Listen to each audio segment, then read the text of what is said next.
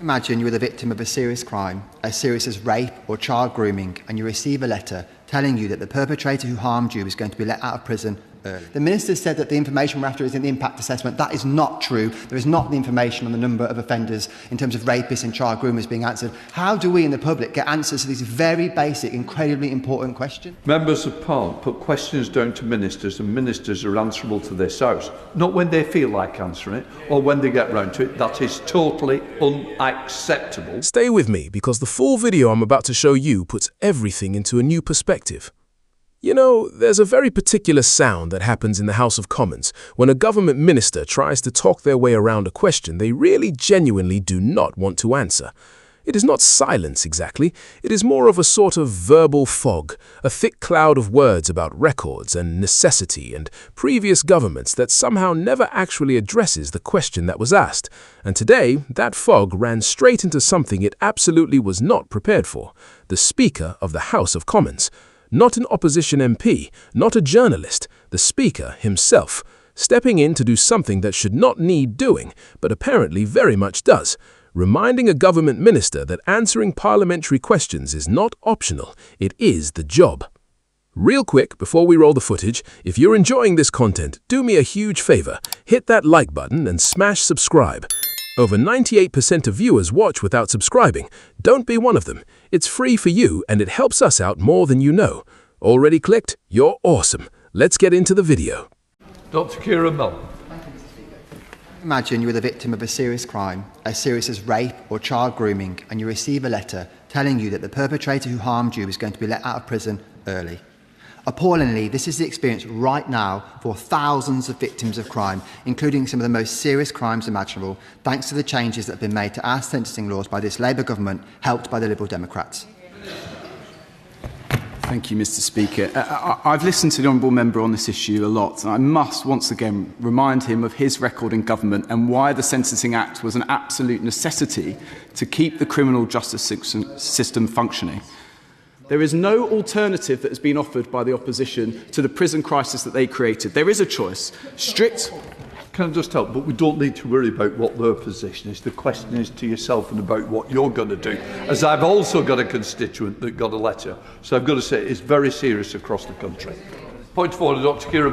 I genuinely seek your guidance and support, Mr. Speaker. I've submitted multiple written questions, FOI requests. We've had a name day question on this matter that was due to be answered on Friday, which the government has refused to answer as it should. The Minister said that the information we're after is in the impact assessment. That is not true. There is not the information on the number of offenders in terms of rapists and child groomers being answered. How do we in the public get answers to these very basic, incredibly important questions? Look, what I would suggest is, I'm sure the bench has heard there's outstanding question that should have been answered. I'm quite disappointed if it is the case. It should be answered. Members of Parliament put questions down to ministers, and ministers are answerable to this House. Not when they feel like answering it or when they get round to it. That is totally unacceptable. I hope that they will go back and check the records to make sure letters have been returned, answered, and also questions. But name day questions mean it's in the title, should be answered on a name day. So look, what I would say is, it's been heard, I'm sure that can be rectified today, and I'm sure if it's not, the answer is there are many avenues, including coming back to this House, because I do believe there are questions to be answered. All MPs should be told, not who, but how many may be released within their constituencies. I just say to the Minister, it's bad for all MPs, and MPs, quite rightly, need to represent their constituents. The sooner we help them, the sooner that this House will be in a better place. I will leave it at that for now. Let's set the scene properly, because the substance here matters enormously. Dr. Keir stood up in the chamber and described something that should stop every single person watching in their tracks. Victims of serious crime, and she is talking about rape, about child grooming, about the most serious offences imaginable, are receiving letters informing them that the person who harmed them is being released from prison early.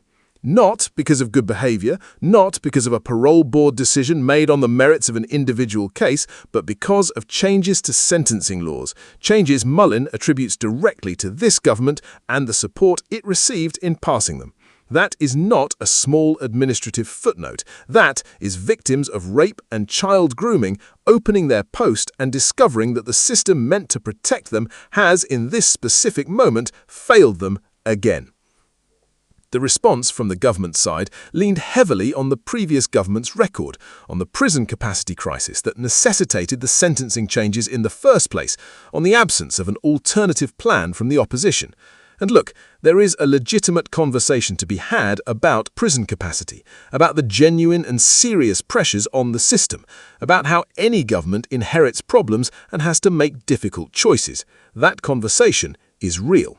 But Mullin was not asking for a debate about prison capacity in the abstract. She was asking specific, answerable, factual questions.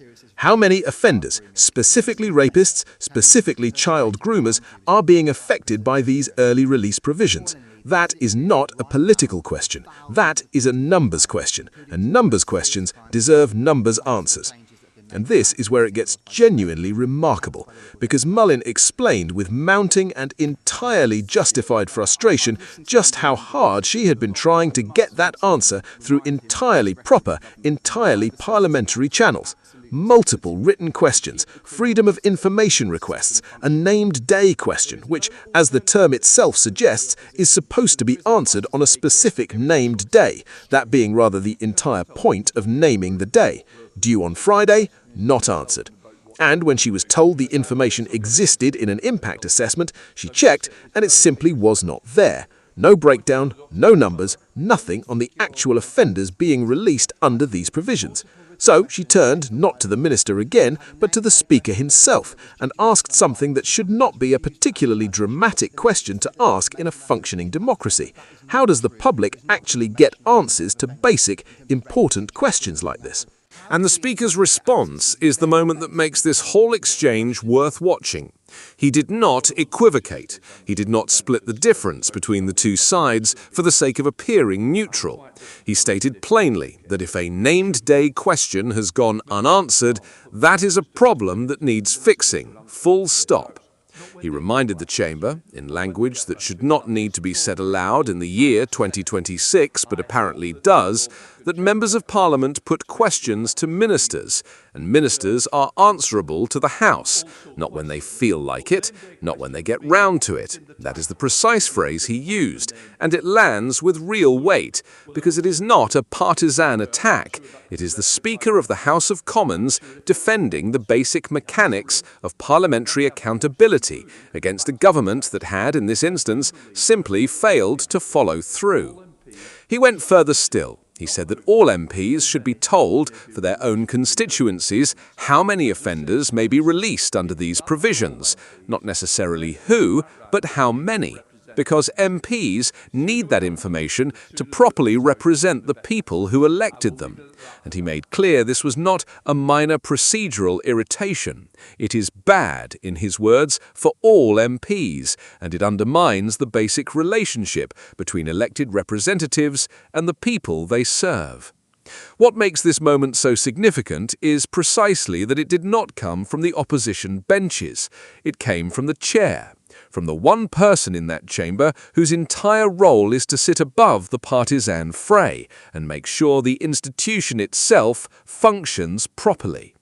When the Speaker has to step in and remind a government that answering questions is not optional, that tells you something important about where things currently stand. Victims of the most serious crimes imaginable are waiting for basic information about their own cases. MPs are submitting question after question through entirely legitimate channels and getting silence in return. And it took the Speaker of the House of Commons, not a press conference, not a media campaign, to finally say plainly that this is unacceptable. So tell me in the comments, do you think Parliament needs stronger mechanisms to force ministers to actually answer the questions they're asked, or is the Speaker's intervention today enough to fix it?